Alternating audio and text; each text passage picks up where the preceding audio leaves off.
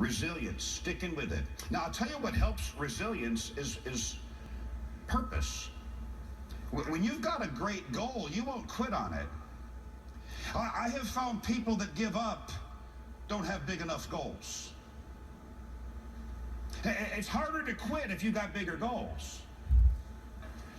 I call it your why. You've heard it. Your why, your WHY. I've been speaking about the why for years. The why, that's your reason. It's your reasons.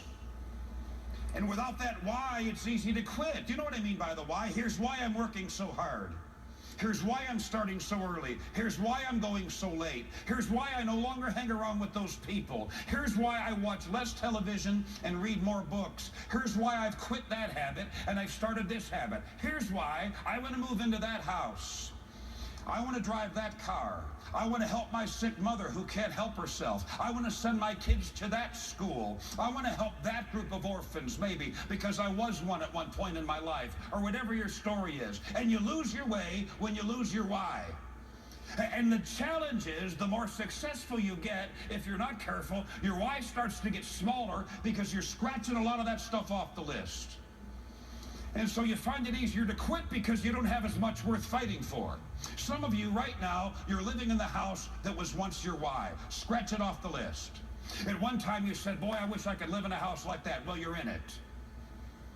For some of you right now, you're driving the car that was once your why. At one time you said, boy, if I could have a car like that. Well, you've got it. You're making the money that was once your why. At one point you said, boy, if I can make that much a year. Well, you've surpassed it. Your kids have graduated from the school that was once your why. And if you don't continue to redefine that why, you'll find it easy to quit. You won't have anything worth fighting for. You've got to stay hungry, but nobody can make you hungry. The why makes you hungry. And it comes from the inside out.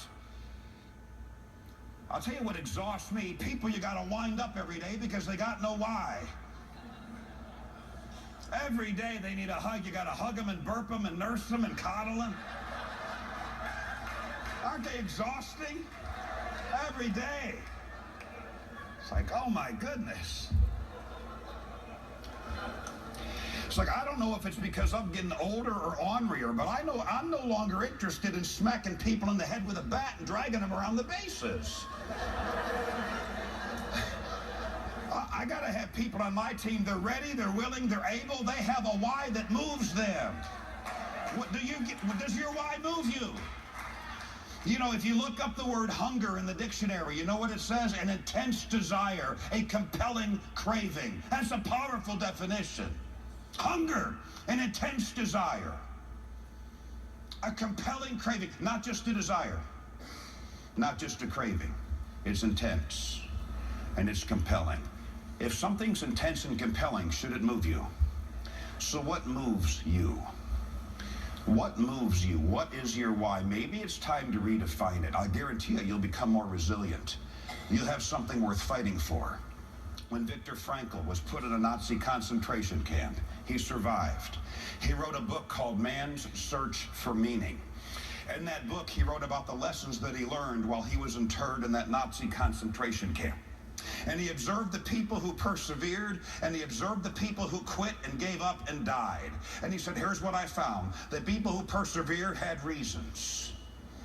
They had a bigger why. And because the why was big, they could learn to live with any what or how to get through to get that why.